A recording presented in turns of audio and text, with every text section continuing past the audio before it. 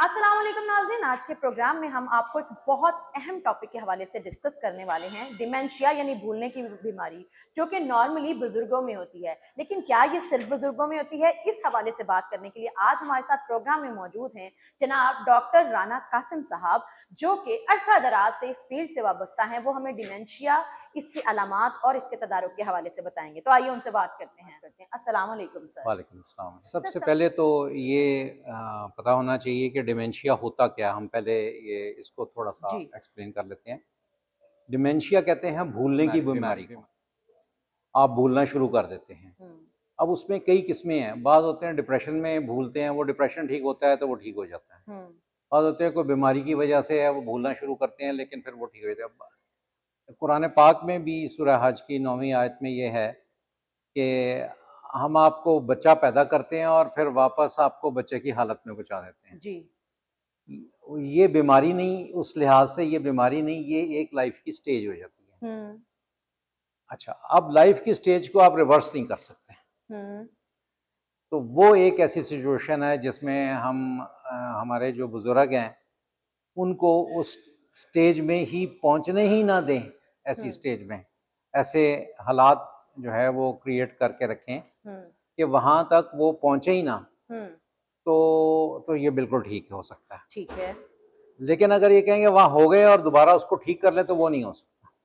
इसको पहुंचने ना देना सर पॉसिबल है? यस, पॉसिबल है कि और उसमें सबसे बड़ी वजह ये होती है कि हमारे दीन ने, हमारे मज़हब ने हमारे लिए बहुत कुछ बताया है हम्म। कि अपने माँ बाप के सामने उफ भी ना करो। जी। ये सबसे बड़ा फैक्टर है कि आप अपने माँ बाप को तंग ना करें, उनसे बहस ना लगाएं, उनको परेशान ना करें, उनकी खिदमत करें, उनके पास बैठें, उनसे बातें करें, उनके बारे में जो है जानें, उन्हें कोई प्रॉब्लम है उसको हल करें जैसे वो आपके बचपन में आपके साथ करते थे। हम्म। तो ये जो चीज़ें हैं ये, और सुबह की वॉक, दोपहर को खाने के बाद थोड़ी देर सोना, ये चीज़ें ऐसी हैं कि हम डिमेंशिया को आने ही नहीं दे सकते। हम्म। बाकी रह गई ये सिचुएशन कि इसको हम ये सोच रहे थे कि इसको हम डायग्नोज किस स्टेज पे करें, हम्म। हम इसकी तशखीस किस स्टेज पे करें हम्म। कि ये पहले ही हमें तशखीस कर लें कि ये अगर आ रहा है तो इसको यहाँ पे रोका जाए। हम्म। तो ये कॉन्फ्रेंस आज की हमारी इसके मुताल्लिक़ है। जी। तो उसमें 3 स्टेजेस होती हैं। अच्छा। माइल्ड यानी कि हल्का सा, हम्म। और फिर मॉडरेट के थोड़ा ज़्यादा हो गया है, हम्म। और फिर सीवियर के बहुत ही ज़्यादा हो गया है। अच्छा। सीवियर के साथ हम कुछ भी नहीं कर सकते, ओके। लेकिन माइल्ड और मॉडरेट में हम अपनी ये जो मैंने बातें बताई हैं ये इन पे अमल करते हुए हम उसको रोक सकते हैं, और बाज़ केसेस में रिवर्स भी कर सकते हैं कि हम अपनी खुराक में चंद चीज़ें हैं ऐसी ऐड कर लें, हम्म। जैसे शहद हम्म। और कोकोनट ऑयल, हम्म। और ये सुहाजना जिसे कहते हैं, हाँ। मोरिंगा। तो इससे ये माइल्ड टू मॉडरेट जो है ये रिवर्स हो जाता है। हम्म। लेकिन अगर ये स्फीयर में चला जाए तो फिर ये किसी के बस की बात नहीं रहती। सर ये जो बड़े बुजुर्ग कहते थे बादाम खाओ यादाश्त तेज होती है, या फिर दिमाग तेज चलता है, क्या इसमें कोई सच्चाई हकीकत है? इसमें देखें, खुराक जो है बहरहाल पार्ट प्ले करती है, अच्छा। लेकिन इसका कोई साइंटिफिक एविडेंस नहीं है। और सर एक चीज, ये जो हमारे सोशल हालात होते हैं या सोशियो इकोनॉमिक हालात होते हैं, वो किस हद तक असर करते हैं हमारे ब्रेन्स के ऊपर इस तरह का जो है अटैक करने के जी, लिए? ये जो टेंशन होती है, जी। ये वाकई ये सिचुएशन ऐसी होती है कि हम 70 साल के बाद, 65 साल के बाद याददाश्त कम होनी शुरू हो जाती है, और हम्म। फिर डिटीरियर ज़्यादा से ज़्यादा ख़राब हो जाती है। हम्म। उसको जो है यंगस्टर्स को उसे टेक ओवर कर लेना चाहिए, ठीक है। कि बजाय कि बुज़ुर्गों पे आप बोझ डाल दें और वो जो है वो मज़ीद ख़राब हो जाएँ, और बड़ी खौफनाक सिचुएशन हो जाती है। ऐसी सिचुएशन है अगर यंगस्टर्स टेक ओवर कर लेंगे हम्म। तो उनको बुजुर्गों की खौफनाक सिचुएशन से डील नहीं करना पड़ेगा, हालात से डील तो उन्होंने ही करना है। अगर हम्म। उनकी तबीयत ख़राब हो गई है तो वो तो कर नहीं सकेंगे। हम्म। फिर बच्चों को 2 किस्म की सिचुएशन से डील करना पड़ता है, एक बुजुर्गों की सिचुएशन से और एक हालात जो है उनसे। तो उससे पहले ही आप हालात को टेक ओवर कर लें बतरीके एहसन, ताकि बुजुर्गों के ऊपर बोझ ना पड़े और वो परेशानी जो है वो उससे उनका याददाश्त जो है वो ख़त्म ना हो जाए। सर जानना ये चाहूंगी कि चेहरे भूलना, नाम भूलना, अदद भूलना, डेट्स, तारीख, ये इस तरह की छोटी छोटी जो चीजें हैं जो नॉर्मली बहुत से लोग भूल जाते हैं, क्या ये भी डिमेंशिया के जेर असर है? जी, इसमें भी मैंने आपसे पहले ज़िक्र किया है कि ये बीमारी की वजह से भी हो सकता है या ज़हनी मसरूफ़ियत की वजह से होता है, ज़हनी स्ट्रेस की वजह से होता है, डिप्रेशन की वजह से। हम्म। लेकिन ये जो होता है डिमेंशिया जो बूढ़ों में होता है, जी। इसमें हम इसे कहते हैं शॉर्ट टर्म मेमोरी लॉस, यानी हाँ। कि जो आपके सुबह नाश्ता क्या किया ये भूल जाएंगे, हम्म। लेकिन उनके वो आबा अजदाद को वो खूब अच्छी तरह याद करेंगे। हम्म। उनको उनके बारे में बातें, अपने बारे में बातें, वो उनको खूब अच्छी याद होंगी, हम्म। वो नहीं खराब होती उनकी याददाश्त। हम्म। एक हैरत अंगेज बात क्या? कि डिमेंशिया वाले लोग कुरान भी हिफ्ज कर लेते हैं, अच्छा। और अगर पहले का याद किया हुआ तो वो भी नहीं भूलता। अच्छा, ये माशा। कुरान का एक मौजज़ात में से मौजज़ा है। अच्छा सर, ये जो short term memory, long term memory, ये डिसाइड कैसे करता है? क्या ब्रेन डिसाइड करता है, हालात डिसाइड करते हैं, ये किस तरह डिसीजन होता है? और हमें कैसे पता चलेगा क्या 20-25 साल में या 30-35 साल में, मिडिल एज में डिमेंशिया हो सकता है?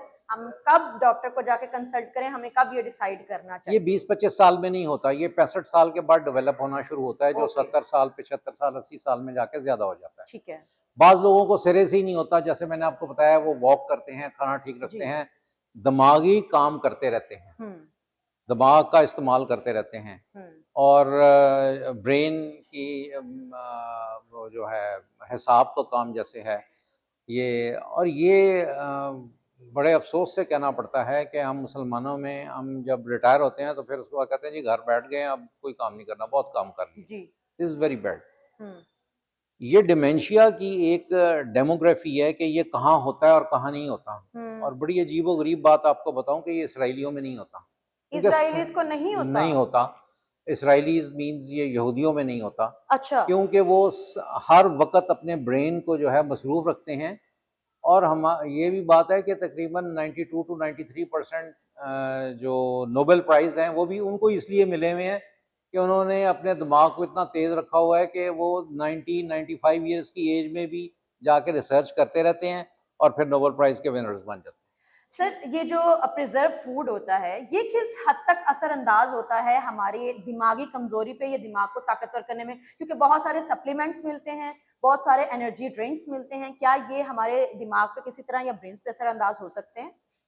हम जो खाना खाते हैं जी। वो हमारे जिस्म के लिए काफ़ी होता है। हम्म। जो एनर्जी ड्रिंक्स हैं या वो जो एनर्जी बूस्टर्स होते हैं उनका कतन कोई फ़ायदा नहीं है, हम्म। बल्कि वो हमारे जिस्म पे बर्डन बन जाते हैं और हमारे अज़ा को नकारा बना देते हैं, अच्छा। जिसमें दिमाग भी शामिल है। ठीक है। अच्छा, फिर ये है कि जो बॉटल्ड जो है जूसेस और ये कोक, पेप्सी वगैरह जी। और जैम्स और जितने भी डब्बे की चीज़ें हैं जो डब्बे में होती हैं या बोतलों में होती हैं, जी। इन सब में प्रिजर्वेटिव्स होते हैं जो आपके नर्व्स के लिए टॉक्सिन के तौर पे, ओके। जहर के तौर पे काम करते हैं। अच्छा। आपके जोड़ों के लिए बड़े ख़राब होते हैं। इन चीज़ों को इस्तेमाल कतन ना किया जाए। ठीक है, ठीक है। सर, और कुरान आखिर में आप देखने वालों के लिए आपसे एक एडवाइस चाहूँगी कि क्या करना चाहिए अगर आपको फ़ील हो रहा है या आपकी बातें सुनने के बाद कि आपको लग रहा है कि आप डिमेंशिया के मरीज़ हैं या आप उसे डील कर रहे हैं या आपको हो सकता है। तो क्या करना चाहिए ऐसी सिचुएशन में? और अपने जो डेली रूटीन लाइफ़ है, उसको कैसा करें कि डिमेंशिया अगर नहीं है तो उससे बचा जा सके? जी, इसमें पहले तो बचाव की बात कर लेते हैं। जी। बचाव की बात तो मैंने अभी आपको बताई है ना कि दिमागी काम, जी। सुबह की सैर, दोपहर का सोना, हुँ। खाने के बाद, जिसे कैलूला हुज़ूर सल्लल्लाहु अलैहि वसल्लम ने जैसे फरमाया कैलूला करें, हाँ। और 5 वक़्त की नमाज़। हुँ। क्यों?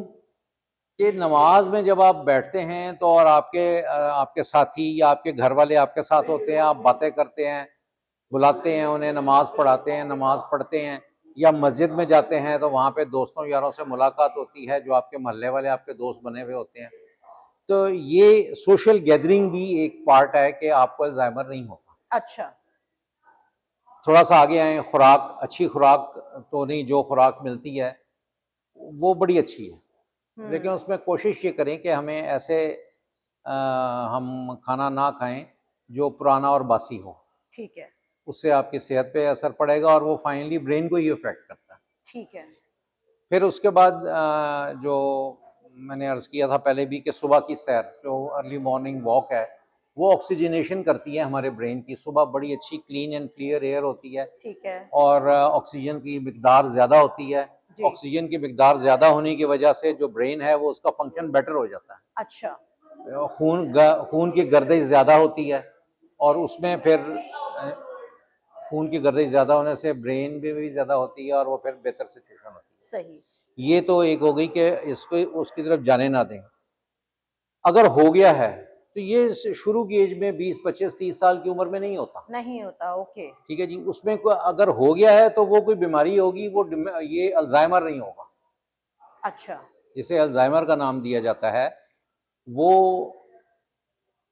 तकरीबन 65 से 80 साल के दरमियान जाके होना सही। शुरू होता है, बूढ़ी उम्र में। ठीक है तो उसमें भी यही मैंने जो पहले जो बातें बताई हैं, यही उसी में लागू होती हैं। ठीक है।